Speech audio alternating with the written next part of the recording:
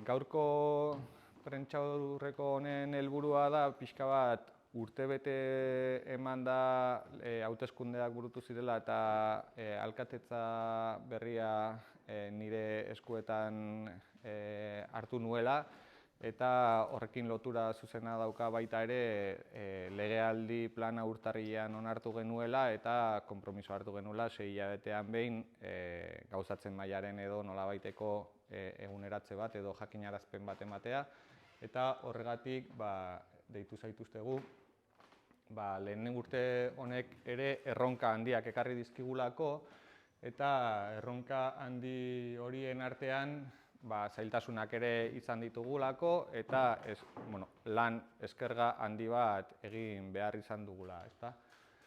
Eta erronka horien artean lehenengo urratsak zeintzuk izan ziren, lehenik eta behin gobernu talde bat osatu behar izan genuen, udalak funtzionatu ahal zezan, eta gobernu taldea osatzeko hemen ditugun Hondarribia maite dugun eta hiriarekiko konpromisoa erakutsi dizkidaten pertsonez osatu genuen. Bai Estitxu Urtiz Berea, Garoa Lekuona, 2. alkateordea, Lupeke Iruga, 3. alkateordea, Josu Peña, 4. alkateordea eta Hortzi Alonso, 5. alkateorde bezala izendatuak izan ziren eta abiatu genuen ibilbide bat udaletxean. Beste erronketako bat, aurrekontuak onartzea ere bazen, urtea amaiera aurretik azaroan hain zuzen inoizko aurrekonturik handiena onartzeko gaitasuna izan genuen eta horretan ere bai udal teknikariak, bai gobernu talde osoa eta baita gainerako udal taldeak ere inplikazio zuzena izan zuten eta aspaldiko partez inolako kontrako bozkarik gabeko aurrekontu batzuk onartuak izan ziren, aurtengo 2024 ekitaldi honetan udalak ere dituen asmoak egikaritzeko ezinbestekoa zen tresna zelako eta azkeneko ardatza erronka hauetan bazen ere legealdirako plan bat aurkeztea. Horretarako ezberdinen artean proiektuak egiteko gaitasuna erakutsi dugu. Legealdirako plana egin aurretik gobernu akordio horretan EH Bildu eta Ahots Anitz udal taldeek adostasuneko konpromiso batzuk hartu zituzten eta horretatik etorri zen legealdirako plan bat non 152 neurriz osatutako plan bat egikaritu zen eta jendarteratu zen bai zuei berari eta baita herritarrei eta udal teknikariei ere. Behin martxa hartuta eta urtarrilean aurkeztu zelarik ekainera arteko 6 hilabete hauetan, baina urte osoko lanketan aipatu beharra daukat, agintaldi planeko 152 hasierako proposamen horiek jorratzen hasi garela eta dagoeneko gaur egun 160 proiektu martxan daudela, abian daudela. Beste 140ak oraindik ez dauka. Baita ere, aipatzen genuen agintaldi plan hori bizia zela eta ez zela soilik egokituko 152 neurri horietara, baizik bidean ere hasteko aukera ez genuela baztertzen. Eta gaur egun jada 155 neurrira zabaldu da agintaldi plan hori. Esan genuen bezala, betetze maila ere zabalduko genuen, jendarteak ezagutu zezan nola zihoan gure egitasmoa udalean gaudenetik. Eta lehen esan dudan bezala, 160 martxan daude, baina horietatik 29 neurri amaituta daude, gutxi gorabehera 120, 59 neurri abian daude, prozesuan daude, 151, eta 57 neurri hasi gabe daude oraindik. Hurrengo ekitaldietako erronken artean sartuta daude.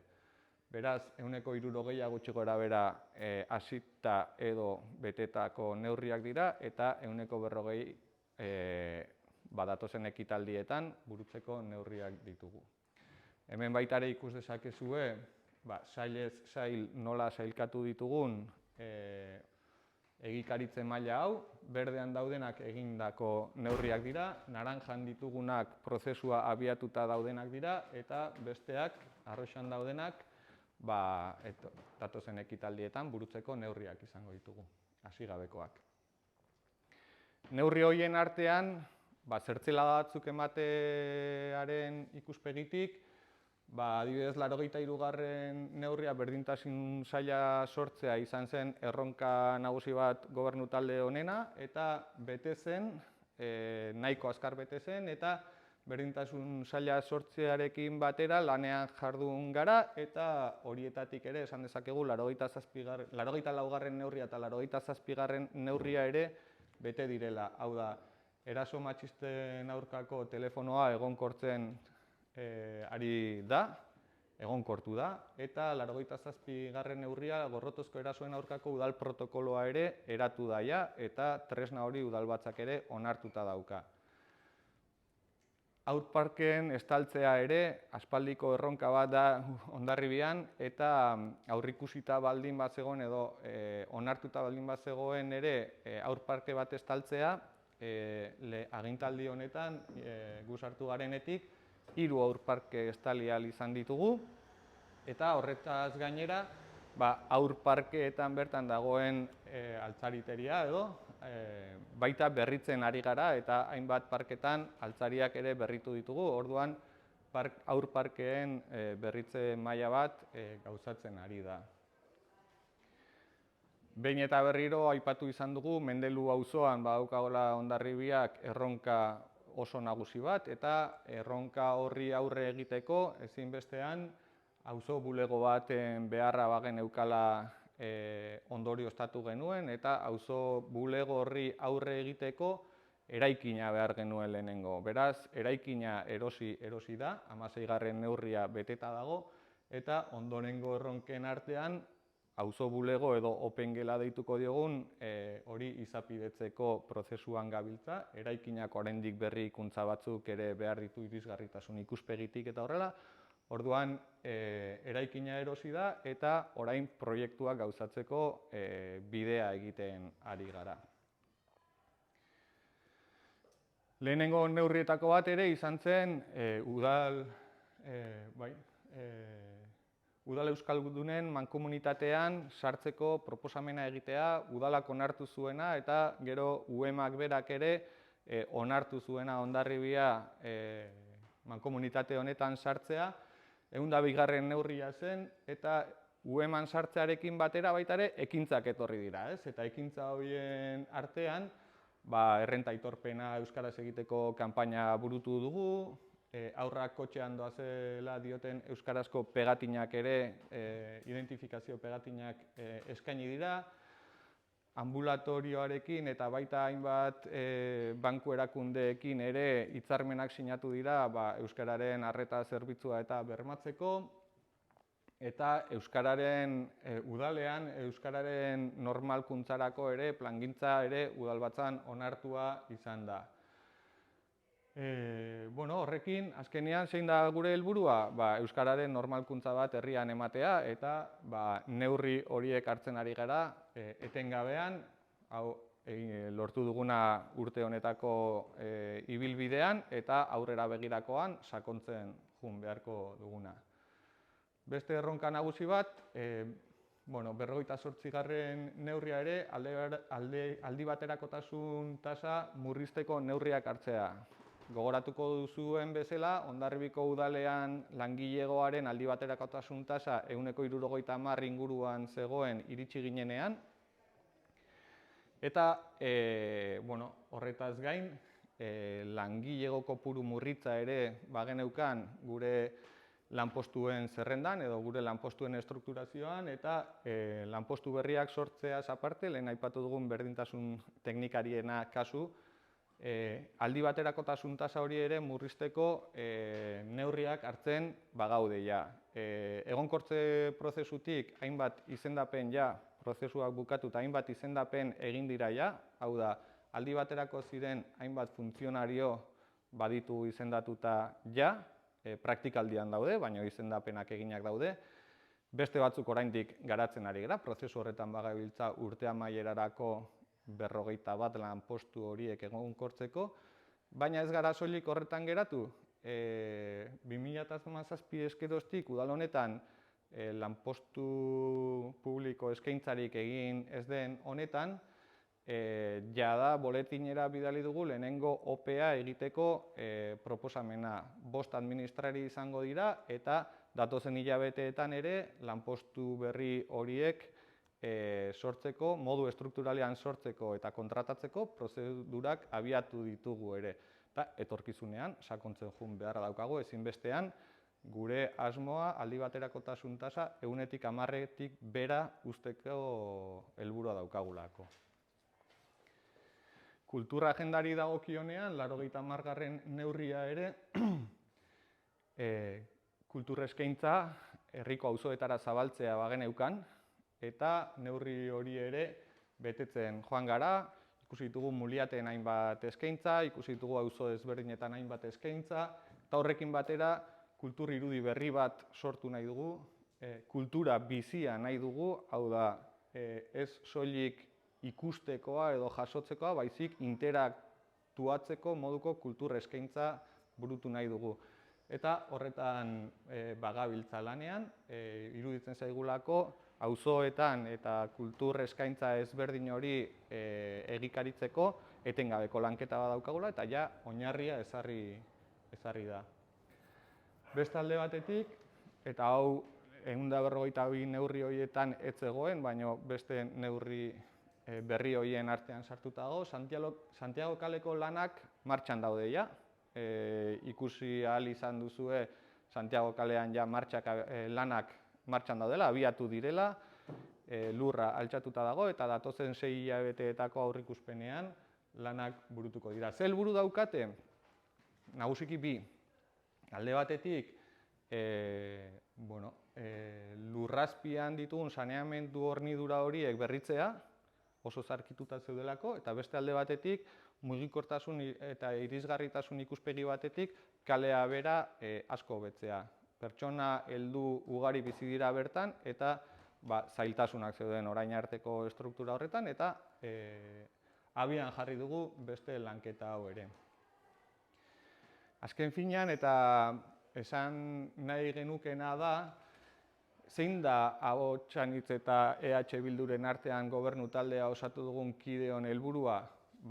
Nagusiki bi ez, herritarren bizi kalitatea lehenestea eta hobetzen saiatzea, eta horrekin batera udal estruktura bera ere modernizatzea, 21. mendeko udal bat nahi dugula, eta estruktura eraginkor bat ezartzea etorkizunari begira ere. Hau da, kalera begirako lanketa egin nahi dugu, baina baita ere etxe honen barrurako lanketa bat egin nahi dugu ere etorkizunean gauzak hobeto funtzionatu dezaten. Eta horretarako ezinbestean lan handia egiten ari gerea. Oso zaharkituta zegoen estruktura bat aurkitu dugu bereziki udal barrura begirakoan, kudeaketan hutsuneak zituena, gabeziak zituena, eta aurrera egitea eta Hondarribirako proposamen berriak garatzea eta gauzatzea nekez ahalbidetzen zutenak, ez? Eta hor, estrukturalki esfortzu handia egitea tokatu zaigu, hemen gauden kide guztioi. Eta argi geneukan, erronka horien artean, udalari bihotza jarri behar geniola. Izan ere, herritarrak nahi baditugu zaindu, udal egitura honek osasuntsu egon behar du, eta langileak izaten direnak normalean, herritarrak artatzen dituztenak, langileak ere zainduak eduki behar ditugu. Eta motibatuak eduki behar ditugu, gero beraiek ere herritarrekiko izan dezaten bihotz hori eta artatu ditzaten modu duin eta eraginkorrean. Eta hainbat aldiz gobernu taldean ez ginenean, baina udalean ginenean aipatzen genuen alfonbrak astintzearen beharra bageneukala, ez? Eta aurreko puntuarekin ezinbestean alfonbrak astintze horretan bagabiltza ere. Bagabiltza ere eta gardenak izan nahi dugu, transparenteak izan nahi dugu, zer esan nahi dugun alfonbrak astintze horrekin, ez? Iruditzen zaigu aurrekontuen kudeaketan modu ezberdin batean lan egin dugula, oso nabarmen, hau da, udal gobernu honek ez ditu bere egiten aurrekontuak, baizik udal osoarenak egiten ditu, eta horretan inplikatu ditu bai udal teknikariak, baina baita ere udal talde politiko guztiak hasieratik, proposamen guztiak mahai gainean egon dira hasieratik eta ahal izan diren udal talde ezberdinen proposamen guztiak aurrekontuan hasieratik sartu izan dira. Barne araudi eta prozeduren falta izugarria izan da iritsi garenetik. Hor zailtasun handiak ditugu, ez dauzkagu barne funtzionamenduko araudirik ez daukagu eta orduan lege orokorretara jo behar dugu. Momentu honetan oraindik ez daukagu, naiz eta lanean ari geren. Eta prozeduretan ere, aspaldiko prozeduren funtzionamendua daukagu, ez? Hau da, nolabait, giratzen ari zen rueda bat inoiz ez zuten berritu edo ez zituzten gurpil horiek aldatu, ez? Eta uste dugu prozedurak sinplifikatu egin behar ditugula, berritu egin behar ditugula lan egiteko funtzionamendu horiek eta horretan ere bagabiltza buru belarri. Langileen aldi baterakotasunaren inguruan zer esanik ez, bai aldi baterakotasun handia zegoela, baina baita ere estruktura aldetik gabezia handiak zeudela, zuzentzen saiatzen ari gara, baina erronkak epe luzeago bat behar du, izan ere estrukturazio organigrama oso bat egitea eta loturak ezartzea ezinbestekoa daukagu. Horretarako kontratazioa abiatu dugu oinarri izango duen lanpostuen balorazio objektiboa egiterakoan, hau izango da bere helburuetako bat ere. Suertatu zaizkigu baita ere espedienteak agertu izana, 2012ko espedienteak, 2015ko espedienteak, nonbait galduak edo zeudenak, konplexuak diren espedienteak direnak eta orain mahaigaineratu zaizkigunak eta konponbide konplexua duten horretan erantzunkizunak ere argitu beharra dago, baina agertu dira baita ere hainbat eta hainbat espediente, gure egunerokoan zailtasunak eragin dizkigutenak. Ez daukagu udalaren ondasun eta eskubideen inbentariorik, hori ere kontratazio baten bitartez abiatu dugu identifikazioa, zeren hainbat eta hainbat elementu erregistroan erregistratu gabe, hainbat ondasun ezagutzen ez zirenak badaude udal honetan, eta orduan horretan ere lanean bagabiltza. Eta babestutako etxebizitzaren gaineko kontroleza, etxebizitza publikoaren parkea handitzen joateko aukerak murriztu egin dizkigutenak, eta horrek noski espekulazioa ahalbidetu duena, horrelako egoerak aurkitu ditugu, zenbait lekuetan garai batean babestutako etxeak izan ziren horiek, klausuletan jasota zegoen udalari eskaini egin behar zitzaiola salmenta librean jarri aurretik, eta prezio mugatuan eskaini behar zitzaion udalari, eta horrelakorik ez da gauzatu, baizik eta salmenta pribatuan gauzatu dira. Holako kasu batzuk detektatzen hasi garenean, esku hartu dugu, eta hor ere sakondu beharreko lanketa handia daukagula konturatzen gera, ez zegoelako inon erregistratuta hori horrela gauzatu behartzenik. Hau pixka bat testuinguru bezala, erronkak, gauzatutakoak, aurkitu ditugun zailtasunak, iruditzen zitzaigun oso importantea zela azalpen bat egitea, eta baita ere iruditzen zaigu garrantzitsua datozen hilabeteetan zer. Eta horretarako ere ataltxo bat egin dugu. Izan ere, abian baditugu hainbat erronka. Esan ditugun prozedurak martxan dauden erronka horietan zeintzuk dira prozedura horiek. Hori ere jakinarazi nahi genuke, eta erronka horien artean aipatu nahi genituzke besteak beste Kasino Zaharreko kafetegiaren irekiera helburu dugula. Espero dugu kontratazio hori epe laburrean esleitzea eta kafetegia, hobeto esan da, kafetegi hori martxan egotea lehenbailen. Apoa da helburu estrategikoetako bat daukana udal honek, hurrengo urratsa egiteragoaz datozen hilabeteetan, eta hurrengo urratsa izango da alde batetik erantzutea alegazioei, baina baita ere behin-behineko onarpenera dokumentu bat aurkeztea. Hori datozen hilabeteetan gertatzea ere espero dugu. Autobus zerbitzua martxan jartzeko izapideak burutzea ere, Batzorde bat osatuta daukagu ja talde politiko eta teknikari desberdinez osatuta, eta hori espero dugu urtea amaitzerako ere martxan egotea edo behintzat izapidetze guztiak amaituta izatea. Arrantzale auzoko lanen kontratazioa ere martxan jartzea, espero dugu aurtengo urtean egitea. San Nikolas baluarteko lurrak erosi nahi ditugu. Iruditzen zaigu ondarearen ikuspegi batetik erronka garrantzitsu bat ere badela herriari, bereziki Alde Zaharrari, espazio berriak eskaintzeko. Terrazen ordenantza beharrezkoa daukagu, lanketa burutzen ari da. Gizarte zerbitzuak ere muliatera eramateko izapideak aurreratuta daude, lanak kontratatu behar ditugu aurtengo urtean. Gaztelekuaren eraikin berria zainduan dagoen gaztelekua espero dugu lehenbailen lanak bukatu eta gazteriako zerbitzuak eraikinaretara eramateko aukerak aurten bertan ere gauzatzea. Ordenantza fiskal berri bat ere eraikitzeko asmotan gabiltza. Ordenantza fiskalaren helburu nagusia uste dugu izan behar duela birbanaketaren, hau da, ondasunen birbanaketaren ikuspegitik jorratuko duen ordenantza fiskal bat, eta horretan ere sakontzen ari gera eta urtea amaiera aurretik egotea espero dugu. Eta nola nahi ditugu egin lanak, lan guzti hauek? Erronkak eta etorkizuneko lan guzti hauek herritarrekin batera elkarlanean burutu nahi ditugu, eta udala osatzen duten eragile guztiekin. Bai teknikariekin, alderdi politikoekin, eta baita herria denez udala, herritar eragileekin ere batera egin nahi ditugu lanketa guzti hauek. Azken finean zertarako?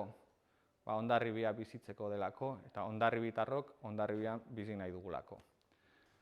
Hoxe da pixka bat aurkezpen honen helburua. Galderarik? Luzeegi?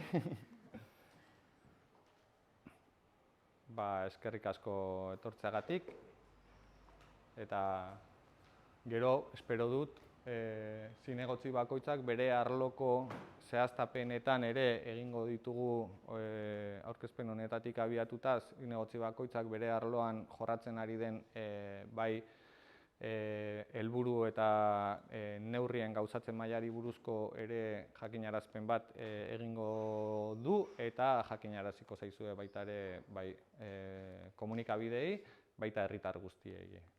Mila esker etortzeagatik.